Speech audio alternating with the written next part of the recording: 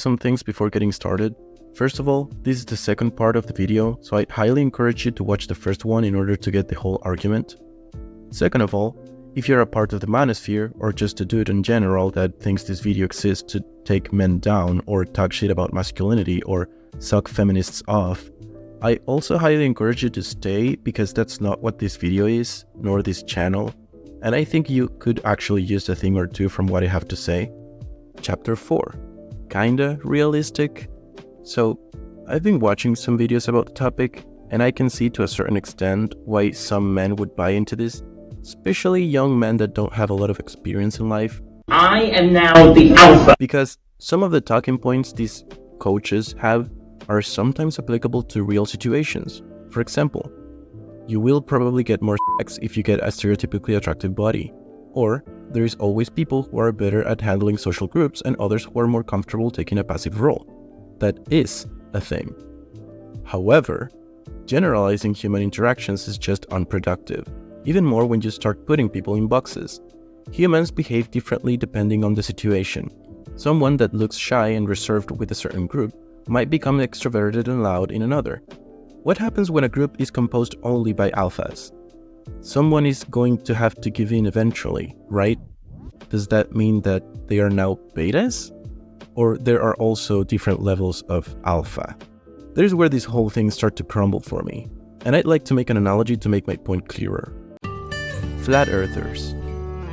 They've been trying to come up with a model of the flat earth that would explain all the natural occurrences in our planet, such as seasons, day and night cycle, observable stars, etc. They sometimes come up with a model that might be able to kind of explain how one of these phenomena would work in a flat earth, but none of their models is able to explain all of them simultaneously. Just another proof that the earth isn't flat. But for someone that has never questioned this before, and all the information they have access to is the horizon looks flat, the flat earth idea might not sound that crazy. And a similar thing happens here. The alpha model explains how some interactions between men work, or even with women, under very specific circumstances and very specific types of people involved. But it falls flat by its own simplicity and lack of nuance when it comes to actually applying it in the real world. And this is why I think it is unnecessary and inaccurate at best, and toxic and harmful at worst, not just to the people around the ones who think like this, but also themselves. Chapter 5. I am a man. Right? The men in the manosphere tend to claim that your masculinity is based in a lot of factors, and a great deal of them happen to be external, such as the way others perceive your style, the way women think of you, the way others are able to find you attractive, the way other men are willing to follow you, etc. At the end, your masculinity is defined by the way others behave around you and not yourself alone, which to me sounds very weak and codependent. Just think about it. Without women, the whole manosphere falls apart. The 80% of their podcasts, arguments, and reasons to be masculine in the first place depend directly on women and those men they perceive as less masculine. Their entire personalities are based in talking down to these men and verbally abusing women. How is that a stable trait? How about all men discover the ways in which they feel comfortable in their own masculinity, whether that means wearing a dress, being traditionally masculine, or none of the above? Because neither of those things are wrong. Masculinity is a word that humans invented to refer to the way men act, and that word has represented many different things throughout history, including going to war, hunting, conquering, and also wearing makeup, heels, and wigs, which were all created for men in the first place. The word just means different things depending on the current trend, and it's been that way since humanity began. Masculinity adapts to men, not the other way around. And just to finish off this chapter, please stop romanticizing war. I've seen a lot of dudes from these groups posting memes and making statements about the men back then who went to war without training and died at 20. War is a horrible thing, and I'm pretty sure none of the idiots that romanticize it have ever experienced it once in their lives. Even worse, I'm also pretty sure they would disrespect gay soldiers if they ever had the opportunity to. So stop talking about things that you don't understand because we all know that none of you would last 5 seconds in an actual battlefield.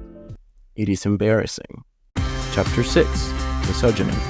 So these alpha males love to treat women as sexual objects, whose value depends on the amount of sex they've had in their lives. If you've had a lot, you're a worthless slut, and if you've never had it, you're a pure high-value female. Of course, this doesn't apply to men because, that wouldn't be convenient. I don't think I even have to point out how hypocritical and dumb that is, but fuck it, we're already here. This is all about control. They want to control women by making them feel like they owe them something just because they chose them despite of their sexual record. That way, if they reject them, they get to call them whores. One of the most used arguments to defend this brain-dead behavior is women have easy access to sex and men don't. That's why women having a lot of sex is bad and men having a lot of sex is good. Let's start from the fact that sex is a morally neutral activity by itself. Of course, cheating or SA someone are morally wrong, but sex itself, consensual adult sex, is morally neutral. It doesn't mean you're better or worse than anyone if you practice it, regardless of the frequency. So, why is it actually relevant to men how many sexual partners a woman had before them? Well, again, control. They don't like the feeling that what they have now doesn't completely belong to them. And that, my friend, is morally energy. And I wouldn't have a problem with them having this standard, because everyone is entitled to their own, if they weren't so openly hypocritical about it. I'm sorry, but there is just no amount of bullshit you can come up with that would justify giving completely different treatment to a person for doing the exact same thing based solely on their gender. That is literally the definition of sexism. And this goes both ways. A woman thinking a man is worth less because they like to sleep around is also wrong and hypocritical. Because everyone should be free to live their sexual life as they like without judgment as far as they don't hurt others in the process. But let's be real. The majority of people with this mindset are in fact a part of the manosphere. And I just want to make one thing very clear.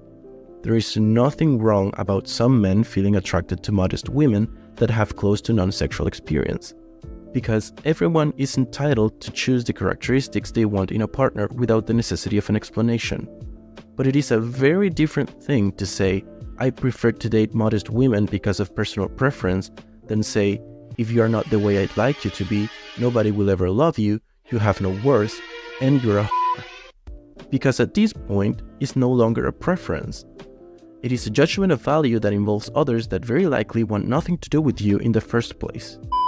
It is also a trend to punctuate both men and women in a scale from 1 to 10, especially women, which is the most preschool thing I've seen an adult do in a while. Starting from the fact that beauty is subjective, and I understand that there are pretty clear standards for canonical beauty, like being thin, white, tall, etc. I get that. But even if everyone is able to tell who is or isn't canonically beautiful, people are still going to be attracted to different things regardless. So yeah, beauty is still subjective in reality. Doesn't matter how much we try to put it in a box as well. But degrading is not even objective in a canonical sense either.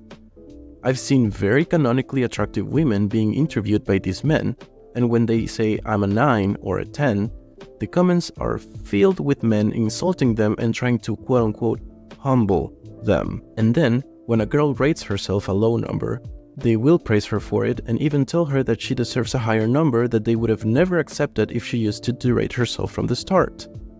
Again, control. They don't want women to be confident because they know that means they'll have higher standards. Standards that they might not be able to keep up with. They want to feel as if any woman is at reach, and if one of them falls out of line, they need to be punished. I never understood why they care so much about someone thinking highly of themselves. That literally hurts no one, until I started to analyze it. But once you see the truth, it is impossible to go back. You start to read the comments differently and understand what's actually happening. So if you're a girl that has been attacked by one of these dumbasses, don't worry, a number from a stranger is never going to describe anything about you.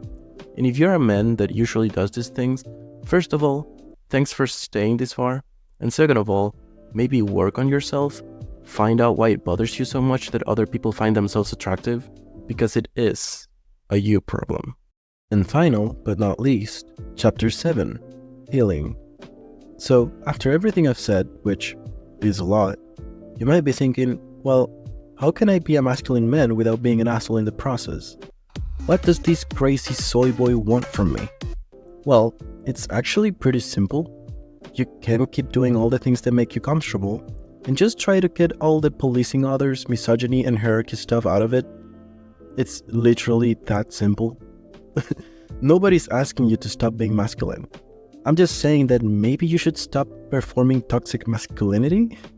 Masculinity is not inherently bad. It's actually pretty good. As I've said before, it promotes good things, just like femininity. The problem starts when you impose it to others while clearly being an asshole about it. Let people be. That's literally it. Just be traditionally masculine if you want, and stop harassing people.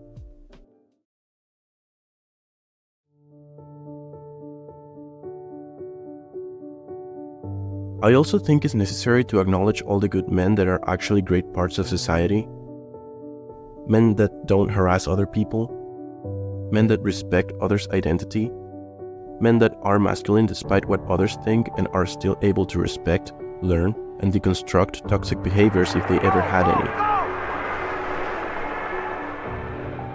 I think these kind of videos often talk only about the bad side of the male experience. But as a male myself, I can tell you that being a man is a beautiful thing. One small step for man, one giant leap for mankind. And I feel very proud of my gender. Men are diverse. Men are smart. Men are not slaves of their sexual impulses. But most importantly, men shouldn't be this divided. This is not a competition. We're all here to make the most of our lives, and together, life is always more enjoyable. So this goes to the straight guys, this goes to the gay guys, to the trans, to the tall, to the short, to the fathers, husbands, brothers, doesn't matter. Let's stop bringing each other down and actually act proud of what we are and what we represent. Because we should be.